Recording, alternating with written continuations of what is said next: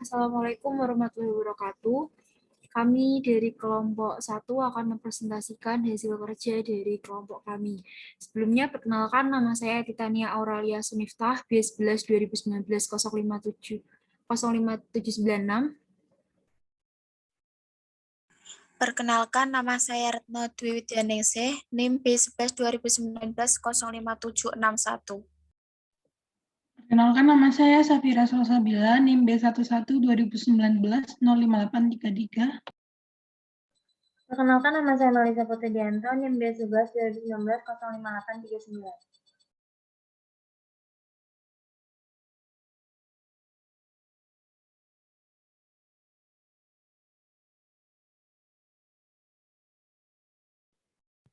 Yang pertama yaitu analisa elemen organisasi marketplace online. Yang pertama, produk. Langkah pertama untuk mengembangkan strategi pemasaran produk adalah memastikan Anda memiliki produk yang kuat. Yang kedua, pelanggan. Sama seperti produk, Anda juga perlu fokus kepada pelanggan atau calon pelanggan bisnis Anda. Untuk melakukan itu, Anda harus benar-benar memahami mereka. Mulai dari karakteristik, sifat, perilaku, dan lainnya adalah kunci untuk memahami pelanggan. Yang ketiga yaitu pesan.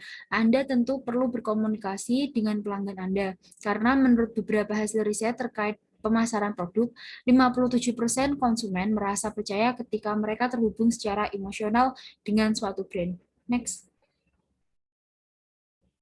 Yang keempat ada tim pemasaran. Mengembangkan dan mempromosikan suatu produk membutuhkan upaya dan kerjasama dalam suatu tim. Yang kelima, promosi. Memiliki produk yang solid dan strategi yang matang bukanlah suatu akhir dari pekerjaan. Maka dari itu, perlu menyampaikan berita melalui promosi strategis. Rencana promosi harus mengkolaborasikan dan menyampaikan pesan produk kita kepada pelanggan pada waktu yang tepat. Yang keenam, analisis. Kita tidak dapat secara langsung mengharapkan strategi pemasaran produk membuahkan hasil yang sempurna. Kemungkinan terburuk atau resiko kegagalan harus dipertimbangkan dan dilacak. Dari situ, kita hanya tinggal mengevaluasi kinerja pemasaran produk. Next. Yang selanjutnya yaitu lingkungan pemasaran mikro. Ada aspek penyedia, yakni pihak manajer perusahaan harus mengamati kondisi pemasok dan memantau perkembangan harganya. Jika dari kedua hal tersebut terjadi ketidakseimbangan, maka bisa dipastikan akan ada biaya tambahan dan akan berdampak pada peningkatan harga untuk mencapai tujuan perusahaan. Yang kedua ada aspek pemasaran. Dalam hal ini, para perantara perusahaan memiliki peran untuk membantu perusahaan dalam mensosialisasikan dan juga menyalurkan produk pada konsumen. Pihak perantara tersebut antara lain reseller, agen pelayanan pemasaran, perusahaan distributor, perantara keuangan, dan lain-lain. Yang ketiga yaitu aspek pelanggan. Dalam hal ini, pihak pelanggan bisa berupa pasar produsen dan juga pasar reseller yang memberi produk perusahaan untuk bisa dijual kembali demi mendapatkan keuntungan. Selain itu, pelanggan juga bisa berupa pemerintah atau pasar internasional. Yang keempat, aspek pesaing. Selain berbagai hal yang sudah disebutkan di atas, pihak pemasar pun harus memperhatikan sifat persaingan yang terjadi di pasar, yang mana perusahaan harus bersaing dan menggunakan strategi pemasaran yang sesuai dengan jenis dan sifat persaingan tersebut. Yang kelima, aspek masyarakat. Aspek masyarakat adalah kelompok apa saja yang memiliki kepentingan secara aktual atau potensial yang mampu mempengaruhi kemampuan perusahaan dalam kesuksesannya, seperti pemerintah, masyarakat keuangan, gerakan warga lokal dan umum, media, serta orang-orang dari internal perusahaan. Yang selanjutnya akan dibacakan oleh teman saya, Widya.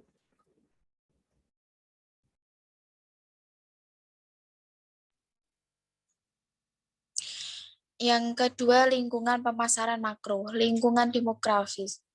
Demografis pada dasarnya adalah kajian tentang populasi manusia yang dinilai berdasarkan lokasi, umur, pekerjaan, kepadatan, jenis kelamin, dan berbagai statistika lainnya. Lingkungan ekonomi. Lingkungan ekonomi akan mempengaruhi faktor daya beli dan pola pembelajaran dari konsumen. Daya beli konsumen berpatokan pada pendapatan, harga, tabungan, dan kredit pada waktu saat itu sedang terjadi. Lingkungan sosial budaya. Lingkungan budaya terdiri dari lembaga dan kekuatan lain yang mempengaruhi nilai dasar, persepsi, preferensi, dan perilaku masyarakat setempat. Perkembangan masyarakat sudah pasti akan diikuti oleh adanya perkembangan nilai dasar dan masyarakat tersebut. Dan biasanya nilai sosial dalam sebuah budaya akan sulit untuk diubah. Lingkungan teknologi. Lingkungan teknologi terdiri dari berbagai kekuatan yang mempengaruhi teknologi terkini dan menciptakan produk dan berbagai peluang pasar baru. Lingkungan politik. Lingkungan politik ini terdiri atas undang-undang, instansi pemerintah, kelompok penekanan yang berpengaruh, dan batasan pribadi atau organisasi dalam suatu masyarakat. Next. Penerapan strategi pemasaran digital terintegrasi. Toko kami, Rumah Raju Store, menerapkan strategi pemasaran digital terintegrasinya dengan cara mengembangkan pasar dan produk custom di bidang produk kreatif. Produk ini kami jual melalui salah satu marketplace. Kami menjual produk menggunakan web dan juga media sosial Instagram.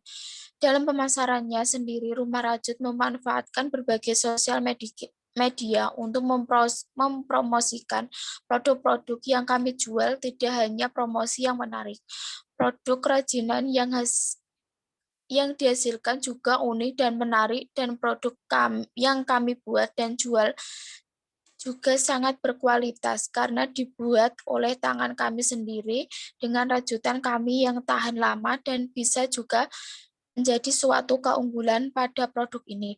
Rajut kami menggunakan desain motif produk pada tas rajut, bootcut, konektor bermacam-macam seperti ada bermotif kembang dan motif lainnya, sehingga calon konsumen mudah tertarik dengan adanya promosi kami dan bisa langsung berinteraksi pada kami melalui sosial media. Dan untuk lebih meningkatkan penjualan, kami memanfaatkan fitur Fokker diskon buy one get one konektor max. Next, Mbak.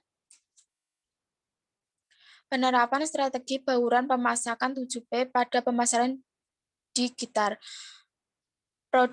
Yang pertama, produk. Produk rajut tersebut memiliki kelebihan tersendiri karena produk atau bahan digunakan merupakan bahan yang berkualitas dan produk sudah dihasilkan juga bisa dipakai dengan awet dan tahan lama dan terdapat pilih custom. Hal-hal seperti bisa menjadi strategi marketing agar jumlah konsumen meningkat. Yang kedua, harga.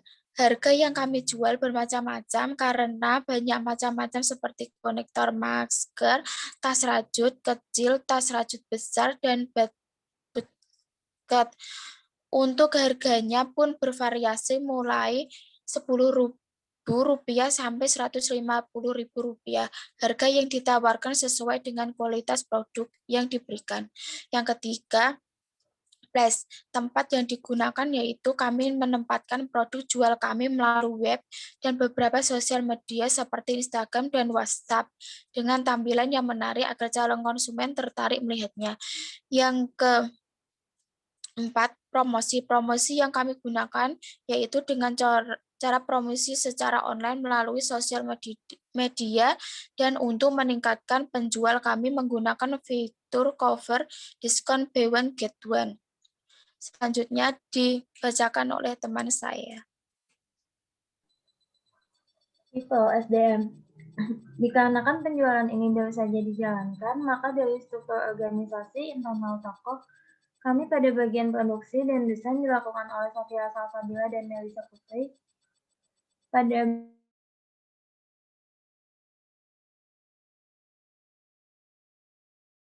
Dwi Widya. Selanjutnya ada proses. Dan selanjutnya ada physical evidence, bukti fisik. Produk yang kami jual tentu saja memberikan tampilan fisik dengan desain yang kreatif dan menarik. Produk kami dibuat dengan sangat berkualitas. Dari pengemasannya juga kami menggunakan kemasan produk yang safety agar tidak adanya kerusakan dalam pengiriman. Next. Penerapan strategi eCRM. Penggunaan CRM yaitu melakukan interaksi dengan pelanggan dan juga untuk menelusuri informasi pelanggan. Penerapan strategi CRM ini menggunakan sistem berbasis web yang bisa mengelola data pelanggan, promosi produk, data penjualan produk, dan pengelolaan layanan. Pengelolaan layanan pelanggan yang digunakan untuk menyimpan pertanyaan pelanggan untuk menciptakan hubungan baik dengan pelanggan. Pada penerapan strategi CRM ini kami menggunakan situs web dan juga email. Next. Penerapan strategi perencanaan media digital. Yang pertama, mulailah dengan riset pasar tradisional. Meski teknologi terus berkembang, kebenarannya adalah keberhasilan setiap kampanye tergantung pada data yang berasal dari riset pasar yang bagus. Yang kedua adalah tetapkan tujuan kampanye perusahaan dan jadikan smart. Semakin Anda fokus pada tujuan pemasaran perusahaan, semakin efektif pula perusahaan dapat mengembangkan strategi kampanye dan memilih format yang tepat. Akan lebih mudah lagi jika menggunakan rumus SMART, spesifik, measurable, achievable, dan relevant, and time. Yang ketiga, terintegrasi. Integrasi berarti lebih dari sekadar memastikan iklan online. Anda cocok dengan iklan offline Anda dalam olahan pesan dan desain. Ini berarti melangkah lebih jauh dalam memberikan interaksi yang lebih besar dengan audiens dan mencari cara canggih agar memberikan pesan yang lebih besar. Selanjutnya akan dibacakan oleh teman saya. Berikutnya yaitu penerapan strategi komunikasi pemasaran. Strategi komunikasi pemasaran digital yang kami lakukan yaitu melalui media sosial Instagram dan website. Karena sosial media marketing adalah salah satu contoh strategi pemasaran terbaik untuk semua ukuran bisnis. Banyak konsumen menggunakan saluran media sosial setiap hari untuk berkomunikasi dengan teman, update perkembangan yang terjadi di dunia, atau bahkan mendapat tawaran pekerjaan. Selanjutnya, penerapan strategi saluran pemasaran digital. Suatu iklan yang ditempatkan pada saluran yang dapat terukur tentunya akan memberikan dasar yang jelas dalam penganggaran biaya iklan perusahaan kita. Kini sudah semakin tidak relevan untuk menempatkan iklan pada saluran yang tidak memiliki ukuran pasti atau ukuran tersebut berdasar hasil survei saja. Dengan digital marketing, kita dapat menyelamatkan banyak biaya perusahaan dari pemborosan iklan yang terlalu sulit untuk diukur efektivitasnya.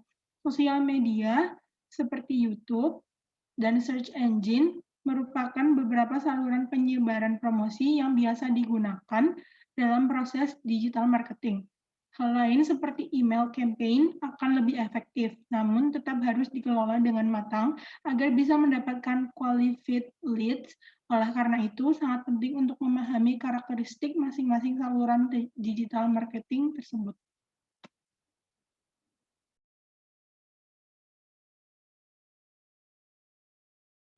Itu tadi presentasi dari kelompok 1. Apabila ada salah dan tutur kata yang kurang berkenan, mohon dimaafkan.